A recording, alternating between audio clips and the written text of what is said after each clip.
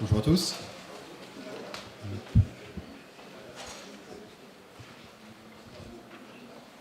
Je crois qu'il est l'heure, on va commencer.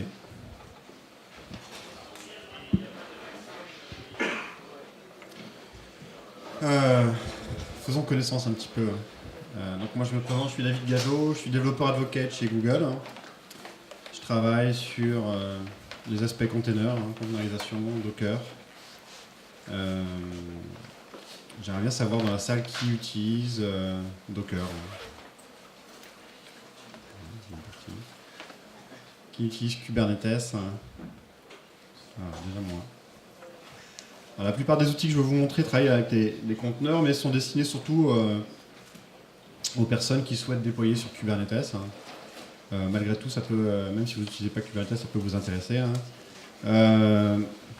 L'idée, c'est que pour les développeurs actuellement, les outils de développement pour Kubernetes, c'est ça. Voilà. La maison brûle, tout va bien. C'est compliqué. C'est compliqué parce que Kubernetes, c'est un outil qui vient plutôt des ops.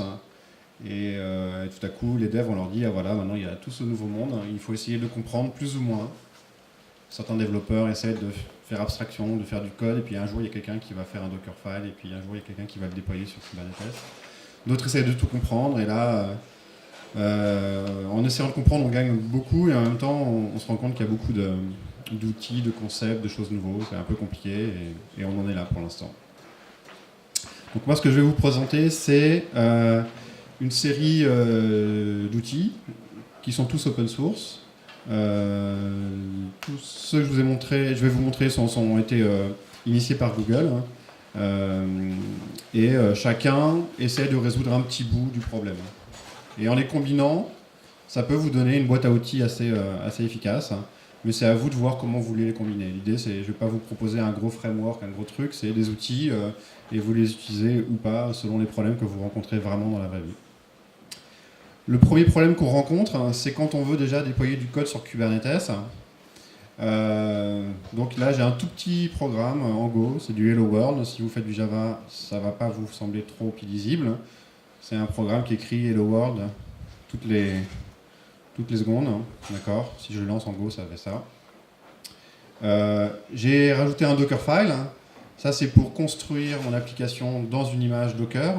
Et donc, si je veux construire l'image, ça va faire ça. Et si je veux la lancer, ça va bien faire Hello World. OK. Maintenant, si je veux déployer ça sur Kubernetes, il faut que je rajoute encore un fichier. Il faut que j'ajoute au minimum un pod.yaml dans lequel je vais décrire que mon image Hello V1, je vais la lancer sur Kubernetes, elle va tourner. Et donc, je vais en général faire quelque chose comme ça. Là, je l'ai déployé. Si je veux aller lire les logs, je vais lire les logs. C'est rapide, mais j'ai quand même mes sources, un Dockerfile, un YAML. Et puis, tout à coup, je me dis, bon, bah, ça c'est super, ça marche en prod, je vais le changer. Alors, on va changer ça, et puis on va marquer, ici, au lieu de marquer Hello World, on va marquer La Rochelle. Donc, bien sûr, il faut le rebuilder. On va lui donner un nouveau nom en plus, tiens, on va faire V2. Si on le déploie sur un cluster qui est loin, il faut repusher l'image. Ensuite, il faut aller modifier le YAML. Ensuite, il faut le relancer. Et puis ensuite, seulement, on peut aller regarder les logs. Oh, on va y arriver. On peut regarder les logs. Ouais, mon application est redéployée. Et vous avez vu déjà rien que ce principe de j'ai changé les sources, je vais rebuilder l'image, je vais la retaguer, je vais la repusher. Je vais référencer ce tag dans mon YAML et je redéploie et je vais voir les logs. Ça, bienvenue dans votre nouvelle vie. Ça va être ce que j'appelle la boucle infinie de souffrance, de douleur, souffrance, tout ce que vous voulez. Vous allez faire ça en boucle et en boucle. Alors il y a des gens qui essayent de résoudre ça avec... même Hello World, c'est compliqué. Donc vous imaginez sur un vrai logiciel. Il y a des gens qui essayent de résoudre ça en faisant des scripts bash. Ou des makefiles, des trucs super compliqués qui essaient de faire ça. Il n'y a rien de standard, et plus vous allez avoir un nombre de composants élevé, microservices répartis sur plusieurs repositories, alors là, plus vous êtes dans un état compliqué, vous ne savez plus quoi builder, vous ne savez plus quoi pusher, vous ne savez plus quoi redéployer, vous vous mettez d'accord sur une politique de nommage, enfin, c'est l'enfer. Et donc moi je suis là pour vous ramener de la joie. On veut tous avoir de la joie au travail, n'est-ce pas? C'est ça? Non? Qui est content dans son boulot? Tiens, c'est intéressant. Oh. Pas tant que ça, il y a une bonne moitié qui n'est pas très content au boulot. Alors, je ne sais pas si je vais résoudre tous vos problèmes, hein, je suis pas... Je vais vous présenter un premier outil qui s'appelle Scaffold, hein, un outil open source écrit en Go, c'est une ligne de commande, hein, qui va vous aider dans ces processus de développement itératif, hein, dans le cas où vous voulez déployer sur Kubernetes. L'idée, c'est qu'on va vous introduire un nouveau fichier, voilà, bon, un de plus, dans lequel vous allez décrire vos différents artefacts, vos différents microservices. Hein. Vous allez donner les noms d'images ici. Hein. Vous pouvez dire, voilà, mon microservice il se trouve dans le répertoire courant. Mon composant, c'est basé sur un Dockerfile qu'il faut builder. Je vais faire du développement local, donc je n'ai pas besoin de pusher mes images. Et puis, à la fin, je vais déployer ces fichiers Kubernetes là. Alors en fait, il y a une version plus courte, c'est celle-là, parce qu'on a des valeurs par défaut qui sont les bonnes dans la majorité des cas. Donc vous écrivez ça, et normalement ça vous suffit pour faire des petites choses sympas. Avec les mêmes sources que je vous ai montrées, maintenant en fait, si je veux builder mon image, je fais scaffold build. Ça fait pareil, hein, sauf que déjà il a pris un tag tout seul. Il a défini un tag tout seul, il est allé regarder votre commit Git, ou la branche sur laquelle vous êtes, ou le tag, il a fait ça tout seul, d'accord? Ensuite, si vous voulez le déployer sur Kubernetes, vous faites scaffold run. Donc là, ce qu'il fait, c'est qu'il construit l'image. Éventuellement, il la push, il la tag, il met le tag dans le fichier YAML, il l'envoie sur Kubernetes, c'est pas mal déjà. Mais on peut faire même mieux, on peut faire ça. Hop. Ça, c'est la même chose, hein. Mais à la fin, en plus, il vous montre les logs. D'accord? Donc là, en une commande, déjà, je vous ai fait ce que j'ai fait tout à l'heure en 4 ou 5 commandes où je faisais des erreurs à chaque fois. Alors ça, c'est pas mal déjà. Alors, on peut faire mieux que ça. Attendez, je crois que j'ai un petit problème dans mon setup. Je vais juste vérifier quelque chose avant. Hop. Check. Non, ça avait l'air d'être bon. Ah oui, c'est ça qu'il faut que je vire. Voilà, lui, il faut que je le vire. Tout va bien, on est revenu. Vous n'avez rien vu. Full screen. Ouais. Ok, donc on peut faire mieux que ça. En fait, ce qu'on va faire, c'est que je vais lancer non pas scaffold en mode run. Je vais y arriver. Hein. Ouais. Je vais relancer scaffold en mode dev. En mode dev, il va faire exactement ce que je vous ai montré tout à l'heure, mais en plus, en tâche de fond, il est en train de monitorer tous mes sources. Et dès que je vais changer des sources, hein, il va savoir quels composants il faut rebuilder, quels composants il faut repusher, quels composants il faut redéployer sur Kubernetes. Hein. Donc on va ouvrir un autre onglet. On va les changer. Hein. Et ici, on va mettre l'AeroShell. Hop. Et donc là, tac, il s'en est rendu compte. Tac, il est en train de rebuilder, il est en train de repusher. Il est encore sur la vieille version, le temps que Kubernetes passe à la nouvelle version. Et ça y est, la nouvelle version est déployée. Donc ça, quand vous avez plusieurs microservices, hein, c'est super agréable parce qu'il va rebuilder juste ce qu'il faut, il va redéployer juste ce qu'il faut. Et vous êtes dans un mode où tout se passe bien, la vie est rose, vous êtes heureux, vous avez enfin envie d'aller au boulot. Donc Kubernetes, Scaffold, c'est cet outil-là. Ce qui est bien que Scaffold aussi, c'est que vous pouvez, par exemple, pointer sur un autre cluster. Là, j'étais en local, mais je peux pointer sur un cluster sur le cloud. Et si je fais scaffold run -tail, en fait, là, il détecte qu'il est sur un Kubernetes remote. Donc, il va faire exactement la même chose que tout à l'heure, mais en plus, il va de lui-même savoir qu'il faut pousser, publier l'image pour qu'elle puisse être poolée par le cluster. En local, j'ai pas besoin de faire ça, donc il va l'éviter. Mais sur un vrai cluster remote, il va le faire tout seul. En fait, le fait qu'il le fasse tout seul, ça fait que vous n'y pensez plus. Vous faites scaffold run ou scaffold dev, et ça fonctionne. Enfin, j'espère. Non, ça devrait venir. Ça va forcément venir. Donc ça, c'est Scaffold. Il y a plein d'autres fonctionnalités dans Scaffold. Et en particulier, on essaye de supporter pas uniquement des projets avec un seul microservice. On essaye de supporter des projets avec plusieurs microservices. Vous voyez ici, j'ai un Scaffold YAML plus compliqué avec plusieurs images. Ici, il y en a 5. Chacun des sources de ces composants est dans un répertoire séparé. Ça, c'est du YAML, on va l'éviter. Celui-là, ça, c'est les YAML classiques de Kubernetes. Ça, c'est le scaffold. Je vais me remettre en local pour ma démo, ça va être mieux. Hop. Et là, si je fais scaffold dev, il va rebuilder les 4 artefacts. Il va repusher tout ça. Et il va me déployer mon application et elle est prête à utiliser. Et donc, comme je suis en mode dev, si je change quelque chose, hop, qu'est-ce qu'on va faire? Où est mon curseur? tac, il va rebuilder juste un des composants, il l'a redéployé. Et donc normalement, ici, si je fais un reload, voilà, mon application est bien déployée. Donc vous avez vu ça, c'est l'idée de faire du développement itératif sans subir la lourdeur de tout l'outillage qu'on a autour. Est-ce que ça vous plaît ça déjà? Oui. Ouais. Ouais. Donc c'est pas que pour des Hello World, ça marche bien dans la vraie vie. J'ai un collègue qui travaille en ce moment sur un projet avec une dizaine de microservices, écrits dans 10 langages différents. Ça marche pas mal. Alors, il y a des petits soucis, on va en parler un petit peu plus tard. Hein. On a d'autres façons de résoudre les soucis qui nous restent. Donc ça c'est Scaffold. Watch mode, auto-tagging, il y a plusieurs policies pour faire ça, mais par défaut il va utiliser vos commits Git. Hein. Il va patcher tout seul les YAML pour que vous n'ayez pas besoin de le faire. Il est capable de construire des artefacts avec Docker ou Bazel. Bazel, je vais en parler juste après, donc retenez ce nom. L'idée, c'est de vous offrir pas mal de flexibilité et de faire que Scaffold soit pluggable. Vous allez pouvoir plugger différents outils de build, différents outils de deploy. Hein. Par exemple, on va déployer, on peut builder en local sur notre machine, ou on peut builder sur le cloud, ou on peut builder avec des outils comme Canico, dont je vais vous parler aussi tout à l'heure. Et on peut déployer soit avec du Kubernetes, donc kubectl, la ligne de commande Kubernetes, soit avec d'autres outils qui sont assez prisés dans le monde Kubernetes. Donc vraiment, Scaffold, l'idée, c'est de faire le lien entre tous ces outils pour que vous, en tant que développeur, vous ayez un flow super simple. Alors en parlant du build, on peut mettre des builders différents dans Scaffold. Hein. Le gros problème, builder des images Docker, c'est pas facile. Qui trouve ça facile? Moi, j'aime bien. Il y en a deux qui aiment bien, qui trouvent ça facile. Alors effectivement, c'est pas très compliqué de builder, de mettre une appli dans une image Docker, hein, mais on se pose quand même des questions. Hein. Je prends quoi comme image de base? Comment je fais ça? Il y a ce qu'on appelle le multi-stage build, où on va builder avec un conteneur et runner avec un autre. Enfin, il y a plein de choix quand même à faire. Hein. Il y a plein de bonnes pratiques en fonction du langage. Et puis il y a surtout un gros problème qu'on a avec le build, c'est faire un build très incrémental. Hein.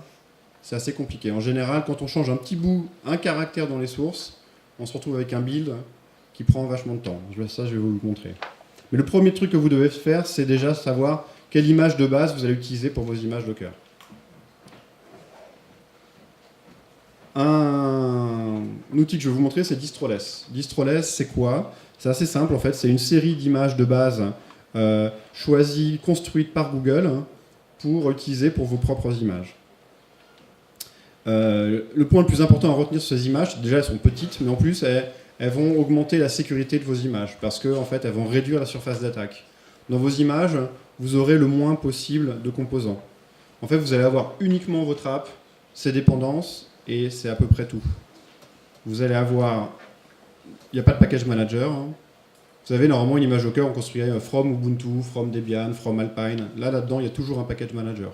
Si quelqu'un rentre dans votre profil d'une faille dans votre appli, il est dans une image Docker, oui, mais tout à coup, il a curl, il a plein de binaires qu'il peut utiliser. Peut-être qu'ils ont des failles, eux. Hein. Donc là, dans une image Distroless, il n'y a rien de tout ça. Il n'y a pas de shell. Il n'y a même pas de shell. Il n'y a aucun fichier que vous pouvez vous attendre à avoir dans une distro Linux, d'accord? Donc ça, c'est les quelques images Distroless qu'on fournit. Il y en a une qui s'appelle Bash, c'est la plus petite. Java, c'est la même avec une JVM.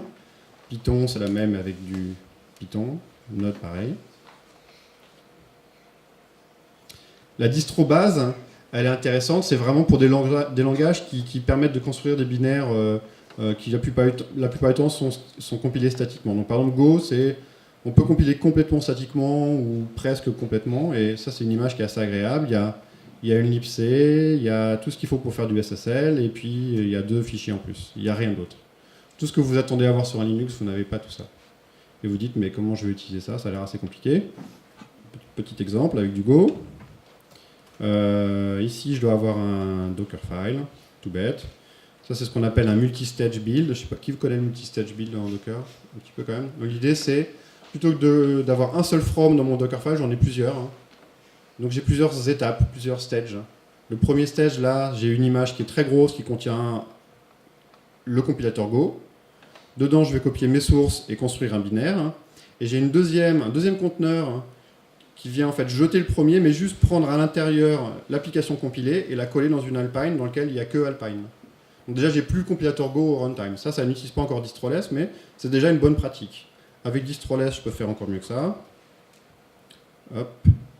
J'ai juste à faire ça. J'arrive pas à voir. Hop. Et voilà, je viens de passer à Distroless mon application. J'ai pris mon binaire dans mon image qui a été construite avec Golang, Alpine. Et le binaire, je l'ai collé dans une image Distroless base. Et j'ai juste une libc, mon application, et c'est tout. Et normalement, à construire, ça devrait bien se passer. Et si on la lance, ça devrait aussi bien se passer. Ouais. Donc ça, c'est assez simple à utiliser pour vous, hein, le Distroless. C'est un jeu d'images de base. Vous avez le choix maintenant entre d'autres images de base, ou celle-ci, c'est à vous de voir un petit peu. Ça fait des images assez petites et très sécurisées. Quelqu'un a déjà utilisé Distroless ici ou pas? Non? Hop, au fond, là-bas. J'ai mon nouveau meilleur ami. En général, ce qui est intéressant, c'est qu'on a construit des outils, nous, chez Google, qui vont utiliser ça sans que vous le sachiez trop, en fait. Je vais vous montrer après, on a des outils qui permettent d'utiliser ça sans que vous le sachiez, en fait. Typiquement, si vous déployez actuellement du Java sur App Engine, sur Google Cloud, vous utilisez ça sans vous en rendre compte. Sur le cloud, il y a quelque chose qui prend vos sources, qui les compile, qui les met dans une image Docker avec Distroless et qui va faire tourner ça sur App Engine. Pareil en Go, pareil en Node. Donc je vous disais, choisir une image de base, déjà, c'est compliqué, mais alors faire des builds incrémentaux, c'est compliqué. L'idée, c'est parce que vous allez prendre vos sources, vous allez les copier dans une image Docker, et que vous rebuildez votre application, et en fait, il va retélécharger toutes les dépendances, il va reconstruire toute l'application. Alors, on vous apprend à écrire votre Dockerfile pour qu'il soit plus incrémental. Alors, d'abord, je copie le POM, et je récupère les dépendances, ensuite, je copie les sources, et je compile. Ça va vous amener un petit peu plus d'incrémental, mais pas tant que ça. Et quand vous avez un outil comme Scaffold où vous dites moi dès que je fais un changement je veux le voir déployer, c'est pas pour rester devant votre écran attendre que ça build pendant 3 minutes. Et pourtant c'est ça qui va se passer en fait la plupart du temps avec Docker. C'est super sympa, c'est reproductible, vous avez rien installé sur votre machine, mais dès que vous changez un commentaire, un caractère, un truc, l'image elle va mettre plusieurs secondes, voire plusieurs minutes, j'ai déjà vu une très longue minute, pour reconstruire l'image. Typiquement une image avec du Java, hein, vous changez un caractère et votre Dockerfile il est fait de façon un peu simple, et ben, il va retélécharger toutes les dépendances Maven, recompiler toute votre application Java, à chaque fois que vous changez un truc. Qui a envie de faire ça? Pas trop. Comment je voulais montrer ça déjà? Donc ça c'est une application Java. Alors Java, ça fait longtemps que j'en fais pas trop, donc j'ai pris du Spring Boot, ça a l'air d'être à peu près utilisé. C'est simple, le Hello World que vous avez vu tout à l'heure, mais en Spring Boot. J'ai un POM ici. Bon, ça a l'air d'être le POM à peu près le plus simple pour faire du Spring Boot. Donc normalement, si je fais Maven Package, ça devrait builder mon application. Ce qui est sympa, c'est que là, je ne suis pas dans Docker. Je suis en train de builder avec Maven. Si jamais j'édite mon POM et que je change d'avis sur Spring Boot, ou même je change la description. Je change la description, c'est encore un meilleur exemple. Si je refais Maven Package, normalement ça devrait être, c'est rapide, d'accord? Ça prend 2 secondes. Faisons la même chose dans Docker. J'ai un Dockerfile ici, qui dit voilà, je pars d'une image Maven, je copie mon POM, je récupère les dépendances, ensuite je copie les sources, je compile tout ça. Le jar qui en sort, je le mets dans une autre image qui est Distroless. Ça c'est une bonne pratique pour faire un build Java. Normalement, c'est à peu près efficace, on va essayer. Alors, Docker build. Donc là, il est en train de télécharger toutes les dépendances la première fois. On se dit, génial. Ça va, le Wi-Fi marche pas, enfin la 4G marche pas trop mal là. Ensuite, je vais changer juste un caractère dans le POM et on va relancer la commande. On va voir si ça prend 2 secondes. Déjà, la première fois, ça prend pas 2 secondes. La première fois, c'est égalité avec si je construis une application en dehors de Docker. Moi, je pensais que c'était plus court que ça.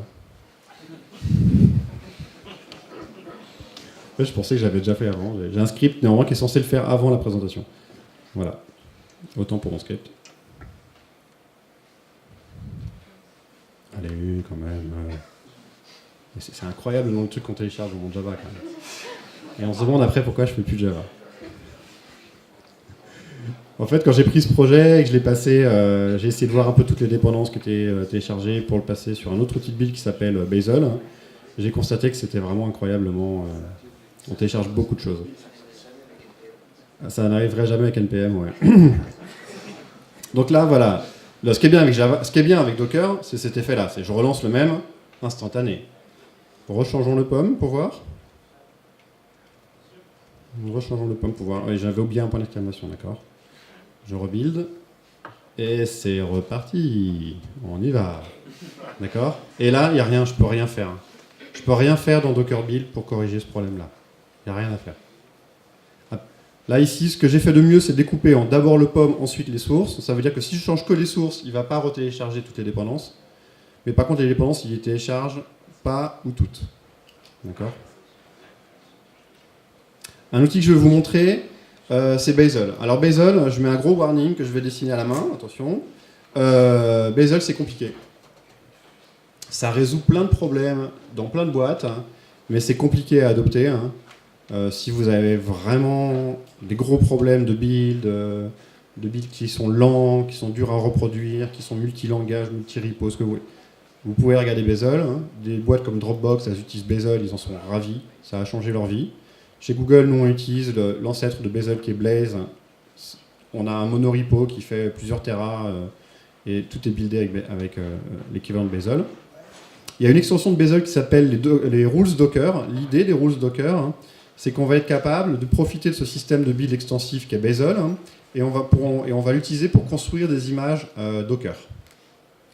Et on va construire des images Docker sans avoir Docker installé.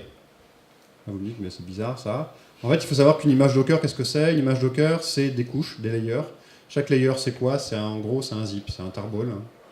Et donc, c'est un fichier zippé dans lequel il y a les fichiers qu'il y a dans ma layer. Ça n'a rien de magique, une image Docker. Moi, si on me donne la spec et qu'on me donne un outil tar et des fichiers, je fais une image Docker. Il faut peut-être mettre un petit fichier JSON aussi en plus. Donc, Bazel, il va faire ça, sans utiliser Docker. Il va construire votre application, il va la mettre dans une image Docker. Les images de base, ça va utiliser distroless, que je vous ai montré tout à l'heure. Donc, si vous buildez du Java, il va prendre distroless, il va mettre votre application Java. Si vous buildez du Go, il va prendre distroless, il va mettre votre application Go. Et ça va vous faire du build vraiment incrémental. Alors, on va essayer. Alors déjà, le côté warning, c'est que vous oubliez votre POM XML. Hein. Vous avez des fichiers build et des fichiers workspace. D'accord. Donc là, ce qu'on va retrouver ici, c'est en gros des plugins. Ce qu'on va retrouver ici, en gros, c'est que je dépends de Spring Boot et que j'ai utilisé le plugin Rules Docker en version 0.5.1. Okay. Donc par contre, si je fais Bazel, build, hello, là, il va télécharger, comme faisait Maven, il va télécharger tous mes jars. Si je le fais une deuxième fois, c'est très rapide, c'est même plus rapide que Maven, hein, il le fait en 0 secondes, il s'est rendu compte qu'il n'y a aucun changement. Et si je change mon POM, là c'est l'effet direct, hein, on y va. Hop, ok, c'est rapide. Comment? Ah oui, non, il n'utilise pas le POM, mauvais exemple. Bonne. C'est vrai. C'est encore plus rapide quand on modifie un fichier qui n'est pas utilisé. Heureusement que vous avez suivi, parce qu'après, il y a des gens qui seraient rentrés chez eux en disant mais bon, qu'est-ce qu'il nous a raconté, lui? Je vais changer la version de Spring Boot.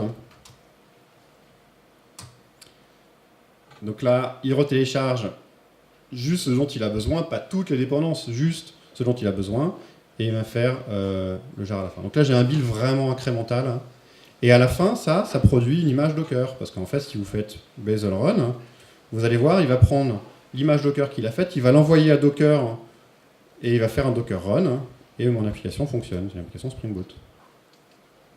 Bon, ça c'est magique. Et alors en plus, si vous l'intégrez avec Scaffold, vous avez des applications compliquées, elles vont être rebuildées rapidement, incrémentalement, de façon reproductible. Les images reproduites par ça sont même plus reproductibles qu'avec Docker. Mais vous avez ça à apprendre. Je conçois que ce ne soit pas fun. Donc l'intégration de Bazel avec Scaffold, dans Scaffold, dans mon YAML, je dis juste, voilà, j'ai des artefacts, oui, il s'appelle comme ça, mais c'est plus un objet de type Docker, c'est un objet de type Bazel. Donc j'ai bien mon build, j'ai bien mon workspace, j'ai bien mon code Java. Et donc si je fais Scaffold build, eh bien en fait, il va lancer Bazel. D'accord? Et ce qui fait que si je fais Scaffold dev, eh bien, il va lancer mon application sur... Allô? Ouais, là, il est en train de faire un truc sur Internet sans me le dire, en fait. Allô. Bon, on est en train de faire quelque chose, ça va arriver. Et il va watcher les fichiers, et si je les modifie, il va relancer Bazel. D'accord? Qu'est-ce qu'il fait?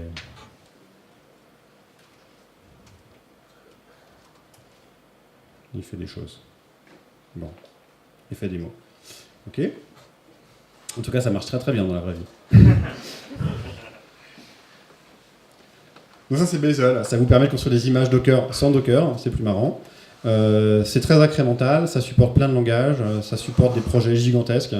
Ça supporte aussi des petits projets. Après, j'ai l'impression que c'est sur les projets moyens, c'est un peu plus compliqué. On est habitué à Maven, on est habitué à Gradle, et là on se dit bah, pourquoi vraiment j'apprends à ça pour un projet moyen, c'est un peu bizarre. C'est pas facile à adopter. Alors j'ai une autre solution pour ceux qui font du Java. Qui fait du Java ici? Ouais, c'est le Jug Summercamp. C'est Jib.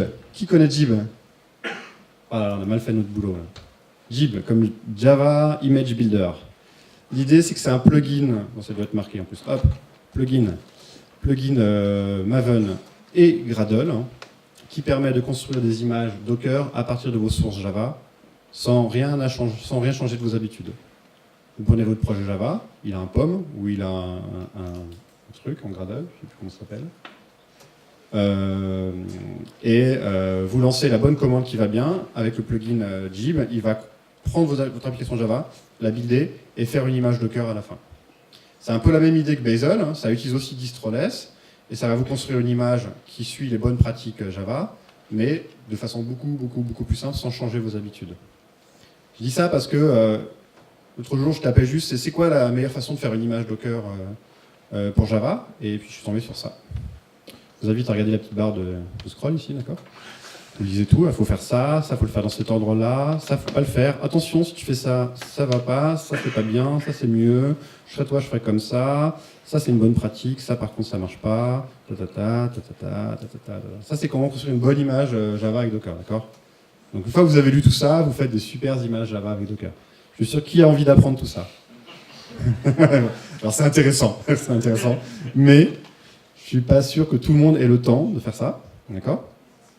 Donc moi je vous propose une autre façon de faire les choses.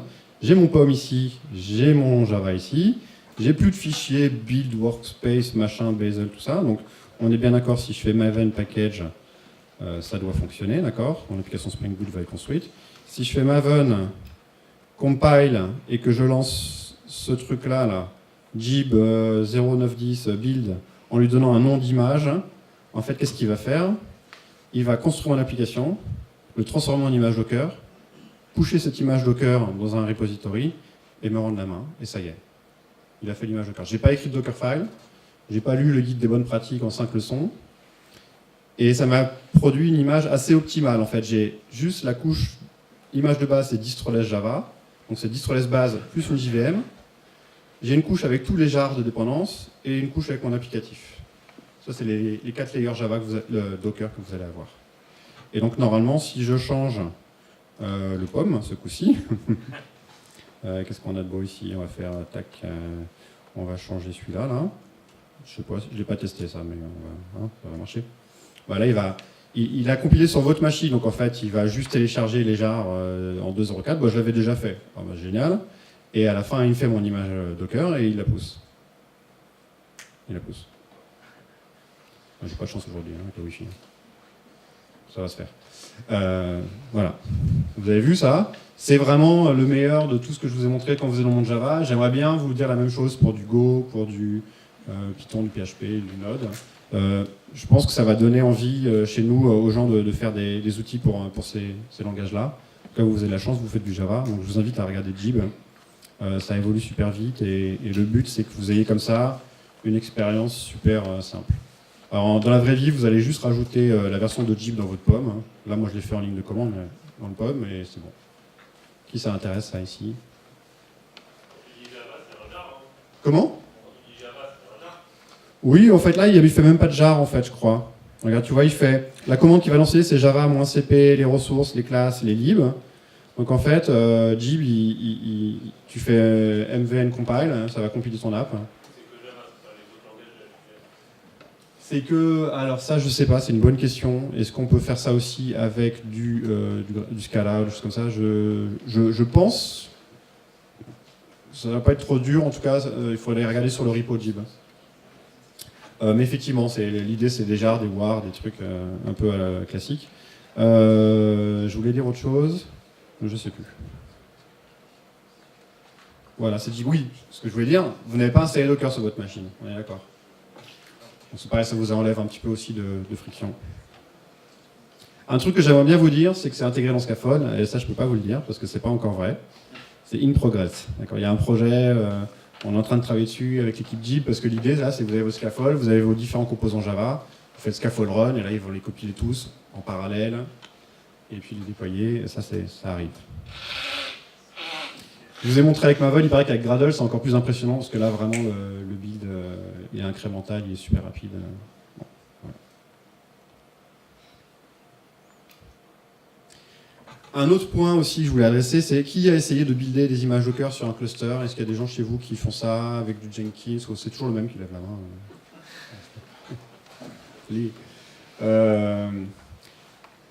Donc effectivement, on a des images Docker, on les build, on a une CI, CD, donc on va être à un moment donné amené à les builder sur un cluster de machines.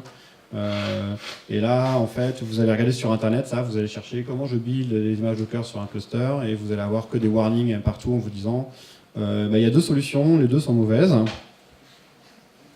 Et on a une où vous bindez la socket Docker, donc en gros, vous donnez aux agents qui tournent sur les machines le plein pouvoir sur Docker, donc sur la machine, donc sur le cluster, souvent. Voilà, ça c'est une solution. C'est la plus simple, c'est pas la plus sécurisée. Vous avez une autre, c'est lui faire du Docker in Docker, ça amène plein d'autres problèmes. Et en fait, même, d'autant plus, ces problèmes existent d'autant plus que, enfin, c'est pas ça que je voulais dire. Un des premiers tickets qui a été créé sur le projet Kubernetes, c'est on est en train de créer un super outil qui s'appelle Kubernetes, et à un moment donné, les gens vont vouloir builder des images dessus, mais ils auront le choix entre ces deux solutions-là, et elles ne nous paraissent pas bonnes, ces solutions. Qu'est-ce qu'on fait? Alors, ce ticket-là, il a été créé il y a 4 ans, je crois, et puis il a été corrigé cette année. Il a été corrigé par un projet qui s'appelle Canico. Canico, c'est encore du Go. Et là aussi, on est dans les détails, mais c'est les détails qui comptent. C'est l'idée que il y a encore des gens qui vont vouloir, même après ma presse, ils vont vouloir construire leurs images Docker à partir de Dockerfile, et ils vont vouloir les construire sur un cluster. Et on leur a dit que c'était pas sécurisé, donc ils hésitent un petit peu. Et ils peuvent utiliser Canico. Canico, c'est un programme en Go qui va être capable de construire une image Docker de la même façon que Docker build, donc en partant des sources et d'un Dockerfile, mais pas tout à fait avec les mêmes mécanismes que Docker build. Et donc dans un mode beaucoup plus sécurisé, et donc dans un mode qui est compatible avec Kubernetes ou avec un cluster.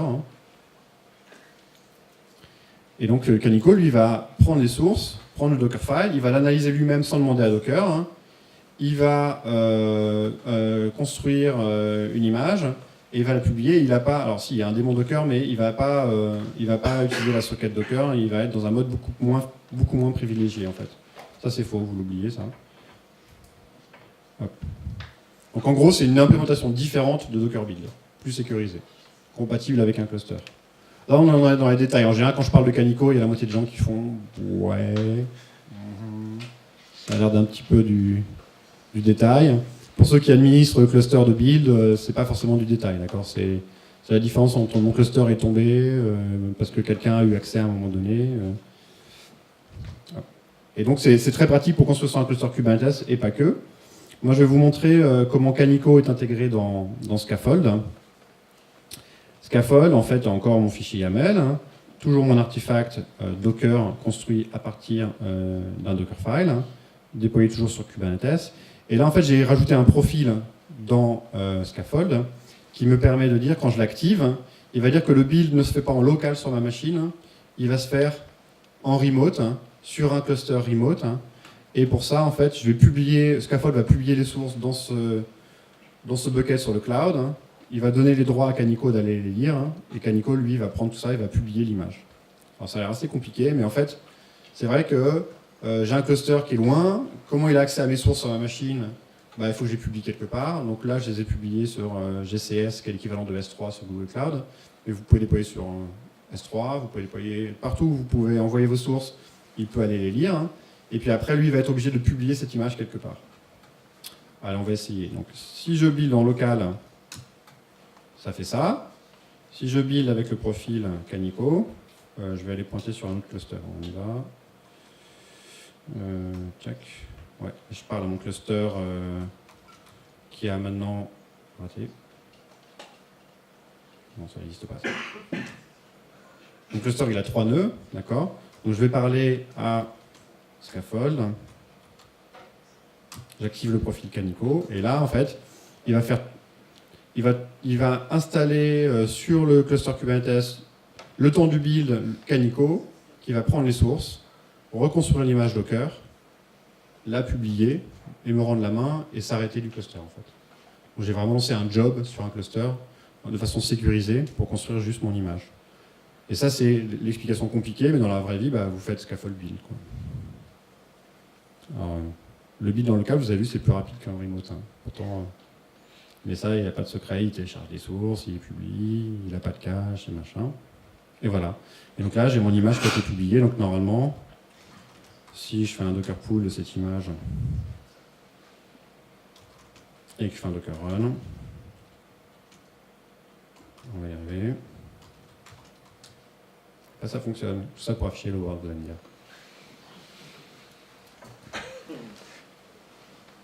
Voilà. C'est à peu près tout ce que j'avais à vous montrer. Scaffold, c'est pour ramener le bonheur au travail. D'accord. Mais surtout, c'est lui qui va intégrer tous les autres composants. On essaye vraiment dans l'équipe Scaffold que tous ces composants-là puissent être intégrés, que des composants écrits par d'autres boîtes, d'autres personnes, d'autres projets open source puissent être intégrés. Distroless, ça vous donne des images plus sécurisées. Bazel, ça vous donne un build très incrémental, extrêmement rapide, qui produit des images Docker. Attention, c'est dur à mettre en place. Jib, là, c'est vraiment l'outil le plus simple à utiliser si vous voulez faire des images Docker depuis du Java. Cet outil-là, il est trop simple, en fait. C'est incroyable. Enfin, on se dit, bon, en fait, pourquoi pendant ces années, on n'avait pas ça? Bon. Et Canico, c'est pour construire de façon plus sécurisée sur un cluster. Voilà, donc ça, c'est ce qu'on appelle les Google Container Tools. Il y en a d'autres. Vous pouvez aller voir sur GitHub, il y a une organisation qui s'appelle Google Container Tools, dans laquelle vous allez trouver ces outils-là, plus d'autres. Voilà, merci beaucoup. Scaffold connecte les points et je suis ouvert à toutes les questions que vous avez.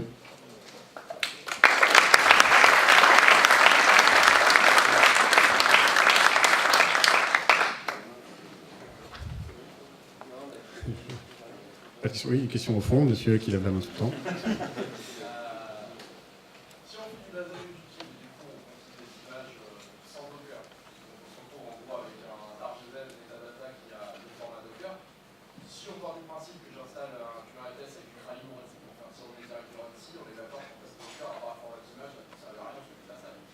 Donc si on construit des images avec Jib ou avec Bazel, donc sans Docker, on produit une image OCI qui n'est pas liée à Docker et qui peut tourner sur un Kubernetes qui n'utilise pas le moteur Docker, oui. C'est pas ce que je constate dans la vraie vie. Les gens, ils construisent encore beaucoup des images avec Docker et 99 fois sur 100, si c'est pas plus, ils ont le Docker Engine qui fait tourner Kubernetes. Mais par contre, ce que vous dites est vrai. Ouais. Voilà. On n'a plus besoin de Docker. Ah zut.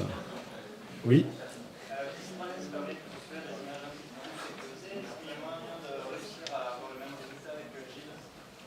Alors, j'ai pas entendu le début de la question.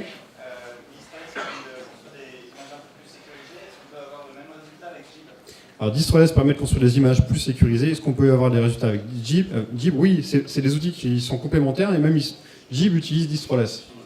En fait, Distroless, c'est vraiment juste des images Docker. Donc, on a l'outil qui permet de les créer, tout ça, mais vous n'allez jamais le lancer. Vous allez faire un Docker pool de ces images. Et Jib, en fait, il utilise l'image de base Distroless/Java. Donc, c'est base, plus JVM, plus mes pommes, plus mes dépendances, plus mon application. Donc là, vous avez l'image. On va dire que c'est vraiment les bonnes pratiques, la plus simple possible pour faire tourner le Java. Et Bazel, il utilise les images Distroless aussi. Et Canico, non, parce que lui, il construit à partir d'un Dockerfile. Voilà. D'autres questions? C'est tout?